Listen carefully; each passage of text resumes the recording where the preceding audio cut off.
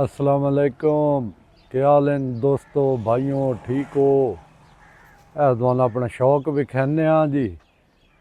कोई जानवर अगे रखे हुए हैं जिमें जटाली च सारे बिरामा रखे हुए हैं, तो असी कोई थोड़ा बेहतरी वाली पासे कोशिश कर रहे हैं भी को अपने जानवरों कोई बेहतरी वाले पासे ले आइए। इन्होंने वास्ते कुछ पार्ट्स अलग अलग किए हैं। कोई छोटे बच्चों वास्ते पार्ट्स बनाए जी।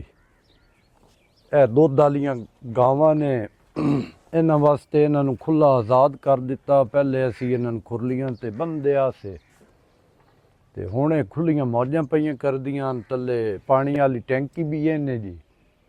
साथ मज्जां दी सैटिंग है। ये अपनियां जनाब मज्जां भी मौजां करदियां वधिया ने, आज़ाद खुलियां। पानी जनाब उन्होंने वाफिर खुला हर टाइम अवेलेबल ताज़ा पानी। तो कोशिश करते पे असी इन्हों ऐस्ता ऐस्ता अपनी ब्रीड जानवरों की भी बेहतर करिए और जानवरों कोई सौख्या करिए जी। तो कोई मिस्ट सिस्टम लवाया इसे वो नैक्सट वीडियो तुहानू दसे सीगे। मजीद साडा तुहानू वीडियोज़ आंदियां रसन साडे फार्म दियां, तो कोशिश कर रहे हैं साडे वास्ते सारे दुआ करे आए कि अल्लाह पाक साने दे बरकत देवे। तो असी आख्या चलो सब दोस्तों भाइयों सारे साथियों दिखाइए कि असी के कोशिश कर रहे हैं अपने ज़मींदारे और अपने जानवरों वास्ते। तो मज़ीद तुहानू मिस्ट सिस्टम भी विखाया वैसी नैक्सट वीडियो जिहड़ा असी अपनियां गाइयों वास्ते शावर लगवाए ने, तो उत्ते फैन वगैरह भी लग गए। कल इंशाअल्लाह तुहानू मज़ीद ने जी असी जी तुहानू अपनियां गाय का थोड़ा सैटअप विखाने और अपनियां गाय के नाम वगैरह जी। वो साड़ी 83 नंबर गां अंदर खली, उस बेचारी ने थोड़ा प्रॉब्लम आ गया। हुण अगे नालों काफ़ी बेहतर है जी। तो शेरनी इस गां का नाम शेरनी है जी।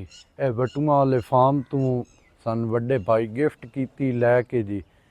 और इसका नाम चांदनी है, साड़ी चांदनी गाय है जी। और ये गुलाबी गाय है जी, इसका नाम गुलाबी है। यह गाय का नाम हीर है। ये भी साड़ी अपनी गाय की बच्ची है, घर की ब्रीड इसे जी। वो सोहनी गाय खली है जी, पहले सूए दे विच है। तो वो दो भी वटुआ वाले फार्म चों आईयां गोरियां, खास पेवर गोरियां जी। तो असी कोई शौक बना रहे हैं अपना कि चलो अपनी देसी ब्रीड नूं असी ऐस्ता ऐस्ता बेहतर भी करिए तो लोगों वास्ते भी प्रोवाइड करिए। तो वो असी थोड़ी कोशिश सन वड्डे भाई ये गिफ्ट कीतियां त्रै गाइयां लैके ना जी। तो असी इन्हां दी कर रहे हैं बेहतर खिदमत। इंशाअल्लाह मज़ीद इन्हों अगे वधाण की भी कोशिश है, अच्छी सैमीनेशन करांगे। तो इंशाअल्लाह इरादा है कि ऐस्ता ऐस्ता ये साड़ी ब्रीड साढ़े जितने दोस्त अहबाब हैं, जितने साढ़े भाई हैं लगते लेंदे सारे को साड़ी ये देसी गाह पाकिस्तान की होनी चाहिए जी। तो बाकी ये मझां का जोड़ा है जी, मझां साड़ियाँ माशाअल्लाह सारियां सैमीनेट हुई ने जी। त्रै चोटां अपना बाबर 3 दे सैमीनेट हुई ने जी। बाबर 3 तो ਉਹਦਾ ਅਸੀਂ ਬੀ ਮੰਗਵਾਇਆ ਹੀ ਤੇ ਉਹ ਡੋਜ਼ਾਂ ਇਹਨਾਂ ਲੱਗੀਆਂ ਨੇ। ਜਿਹੜੀਆਂ ਆਪਣੀਆਂ ਭੈਂਸਾਂ ਸੇ ਜੀ, ਇਹ ਸਾਡੀ ਵੱਡੀ ਭੈਂਸ ਮਾਸ਼ਾਅੱਲਾ ਬਿਹਤਰ ਨੀਲੀ ਦੀ ਭੈਂਸ ਹੈ। ਇਹ ਸਾਡੇ ਆਪਣੇ ਬੁੱਲ ਤੋਂ ਕਰਾਸ ਹੋਈਆਂ ਨੇ ਮਾਸ਼ਾਅੱਲਾ। ਇਹ ਭੈਂਸਾਂ ਵੀ ਸਾਡੇ ਬੁੱਲ ਤੋਂ ਕਰਾਸ ਹੋਈਆਂ ਨੇ ਜੀ। ਇਹ ਭੈਂਸ ਇਹਨਾਂ ਨੂੰ ਪਿੱਛੇ ਜਾ ਕੇ ਵਿਖਾਓ ਜੀ। ਇਹ 6ਵੇਂ ਮਹੀਨੇ 'ਚ ਜਾ ਰਹੀ ਹੈ इंशाअल्लाह। इसकी जुलाई अगस्त की इसकी सूह बननी जी। यह साडा शेरू बोले से तो शेरू होरां नूं थोड़ा प्रॉब्लम आ गया खुरां दा, ते माशाअल्लाह हुण शेरू होरी काफ़ी बेहतर हो चुके हैं। ये जी शेरू होरी काफ़ी हुण माशाअल्लाह ठीक है।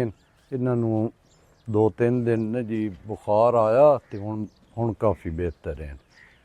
तो मज़ीद टाइमिंग ਇਸ ਤਰ੍ਹਾਂ ਦੀ ਹੈ। ਤੁਹਾਨੂੰ ਕੱਲ ਆਪਣੀ ਬੱਕਰੀਆਂ ਦਾ ਵੀ ਸ਼ਾਟ ਵਿਖਾਵਾਂਗੇ।